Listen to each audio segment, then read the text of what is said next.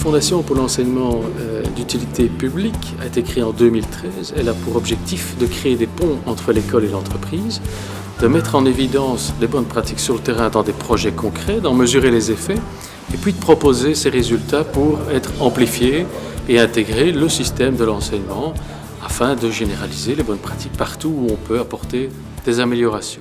Nous nous associons volontiers à l'initiative prise par la Fondation pour l'enseignement. Nous sommes avec nos collègues de FCC et de l'IFC dans une démarche de co-construction des dispositifs de formation à destination des chefs d'atelier et des professeurs. Toucher un grand nombre de chefs d'atelier, de professeurs, de direction d'école qui sont susceptibles de travailler dans une entreprise sous forme de stage afin de rapprocher le monde de l'entreprise et le monde de l'enseignement. C'est un projet expérimental, donc il est préférable d'avoir un nombre réduit d'écoles vraiment volontaires pour finalement que les enseignants jouent le rôle d'ambassadeurs pour leurs collègues et éventuellement d'autres écoles. Donc on va vraiment avoir cette cohérence de l'interréseau et des réseaux. Et ça, c'est vraiment quelque chose d'extrêmement important. Et puis, la collaboration, évidemment, de toutes les entreprises qui nous permettent d'envoyer les professeurs dans leurs entreprises, découvrir vraiment la réalité d'une entreprise aujourd'hui et de revenir sur le terrain de leurs propres écoles pour pouvoir bénéficier de tous les acquis qu'ils auront eus lors de l'observation et peut-être de mettre la main à la pâte aussi dans les entreprises. Voilà ce qu'on attend de la journée. Merci à la FEDIAC de nous accueillir ici. Je pense que c'est en effet un chouette contexte pour se parler et présenter ce projet dans un contexte extrêmement proche de la réalité qui nous occupe. Bienvenue aux partenaires du projet et je voudrais les citer parce que je pense que c'est important de souligner à quel point nous sommes ici réunis avec un grand nombre des intervenants de l'enseignement et de l'entreprise, les instituts de formation continue qui sont à mes côtés sur le podium, instituts de formation continue réseau et interréseau, l'inspection de l'enseignement secondaire, les fédérations sectorielles qui nous ont soutenus et qui nous ont rejoints dans ce projet, les entreprises, et nous reviendrons bien sûr sur leur participation. Je voulais souhaiter la bienvenue aux écoles qui sont bien entendu les partenaires de ce projet, préfets, directeurs, chefs d'atelier, enseignants, formateurs CEFA sont représentés ici aujourd'hui, les associations de chefs d'atelier et conseillers pédagogiques également. Vous voyez, ça fait un grand nombre de fonctions finalement, mais je pense que c'est important de se rendre compte que ce qu'on est en train de faire ici, c'est vraiment de décloisonner ces deux mondes, l'école et l'entreprise.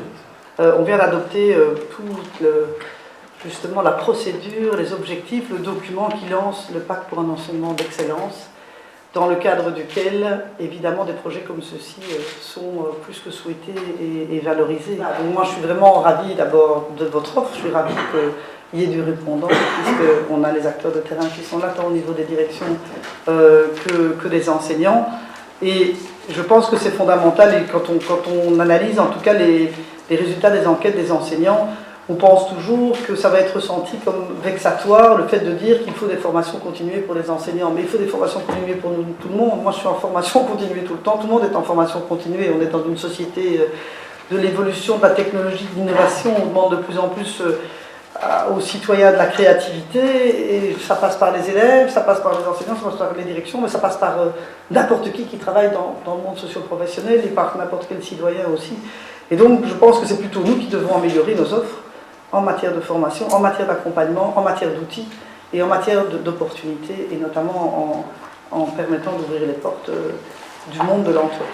Je crois que c'est un projet qu'on attend depuis longtemps, c'est-à-dire ce contact direct en entreprise, ces formations directes en entreprise. Parce que pour les acteurs de terrain, les professeurs de cours d'options groupées, eh bien, la difficulté, effectivement, c'est de pouvoir continuer leur formation.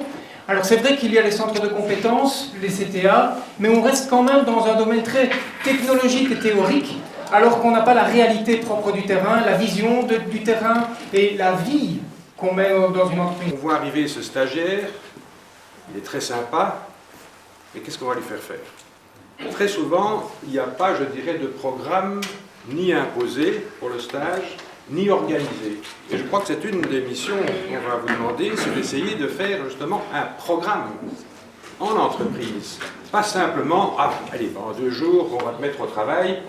Non, il faut avoir un programme. Où est-ce qu'il doit passer? Je vais prendre l'exemple d'un garage. Est-ce qu'il doit passer, je dirais, purement dans l'atelier technique, dans la technicité qu'il étudie, ou bien est-ce qu'il doit passer également, par exemple, chez les syndicats?